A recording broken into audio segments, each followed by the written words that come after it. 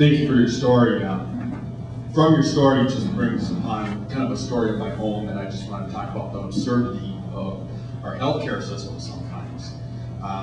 This is an issue that we dealt with in the last legislative session, which we fixed, but it came out of an individual up in Duluth who was an athlete. He was a runner, and he lost his leg. And insurance didn't cover the leg that he needed to get in order to continue running and doing athletic activities that he did. So the community held a fundraiser for him, and they were able to purchase this artificial limb for him in which he could continue those activities. Well, what ended up happening because of this new limb, his asset limit was over the limit for medical assistance, and he lost his health insurance because they said because of your leg, your assets are too high.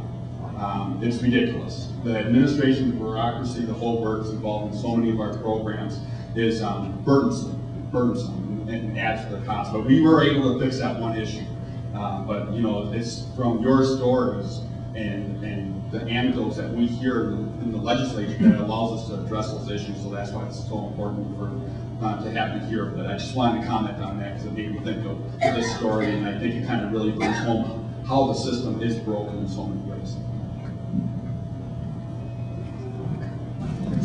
Just a real quick comment with your predicament.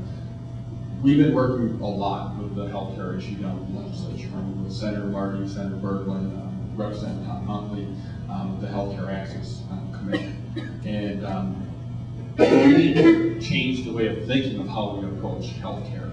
Right now with employer-based healthcare coverage is all we know. Your issue could be easily remedied if we had more portability in our health insurance, and that's something that we need to strive for. We need to have a portability, affordability, and permanency when it comes to our health care. So it doesn't matter where we work, that dictates what our health insurance is. And that's the direction we need to move, but it's a fundamental shift of thought of how we deal with health care. And it's going to take time with, with the public to move that direction. But I assure you, there's a lot of very, very good people down in St. Paul working for that goal, and we're trying our best, but it will answer this question for myself personally. Hopefully, you'll let me. I think that's a really good question to ask us. Where do we start? Because I mean, it's such a complex system, and we don't know where to start. I think the biggest area that we need to address is some expectations for what the public can expect, and I think we do that by establishing affordability standards. What is affordable health care? Is it 5% of our income? Is it 7% of a person's income? And once we set those affordability standards, we can set expectations. Also, what is health care? What is adequate health care? What other benefits involved in it? Does it include comprehensive mental health care? I think it does, personally. Once we set those expectations, we can start having a discussion on how we achieve it.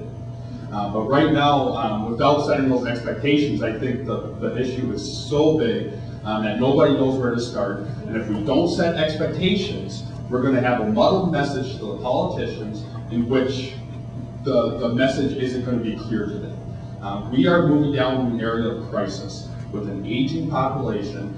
We are not going to be able to sustain the current model that we have. So I think it's setting those expectations. The Healthcare Access Commission, I think, will be coming out with standards of what is affordable coverage and what are the requirements that define what appropriate coverage is. So that's where I think we should start. I'm open to other ideas too, because this is a big issue. Good morning.